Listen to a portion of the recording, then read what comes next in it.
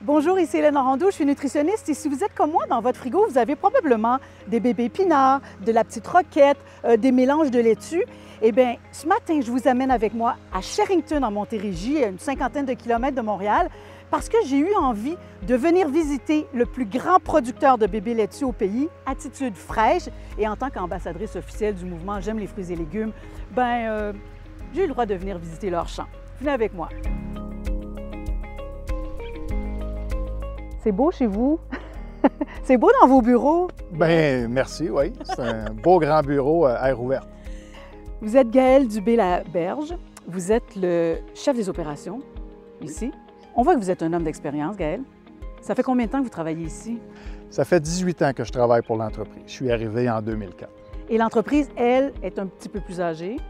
L'entreprise a environ 25 ans. C'était fondée en 1998 par Jerry Van Winden avec des partenaires, des collègues, des producteurs de la région et des membres de sa famille.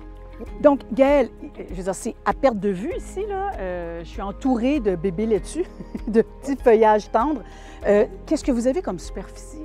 Ici, si on considère aussi les autres fermes, notre terrain de jeu est d'environ 3000 terrains de football. 3000! OK, c'est des gros terrains de jeu. C'est un gros terrain de jeu, effectivement. Donc, en 25 ans, l'entreprise a évolué certainement beaucoup. Vous n'aviez peut-être pas toute cette machinerie-là dans les premiers temps. Non, tout à fait. L'entreprise a beaucoup évolué. Moi, je suis arrivé en 2004. On avait à peine 100 employés. Aujourd'hui, on est 1000. On avait des petites récolteuses 3 points qui étaient à l'arrière d'un tracteur, donc des beaucoup plus petites. Aujourd'hui, on a plusieurs récolteuses automotrices à la fine pointe de la technologie.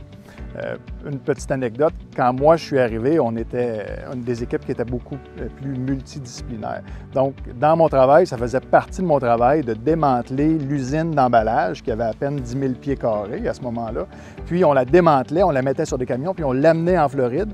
Vous déménagiez l'usine de... Déménageait l'usine d'emballage, Okay. Exactement, qui avait à peine 10 000 pieds carrés. Aujourd'hui, nos espaces de production dans les différentes régions représentent plus de 150 000 pieds carrés d'espace. Si on regarde la ferme, bien à ce moment-là, on avait une ferme d'à peine 300 acres.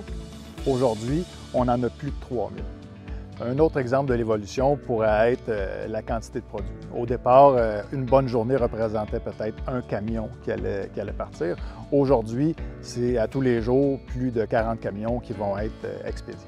Quand même, c'est formidable. Donc, les Québécois, on en mange de ces légumes-là. On en mange beaucoup et de plus en plus. C'est une bonne nouvelle pour la nutritionniste. C'est une bonne nouvelle pour les producteurs aussi. Tout à fait.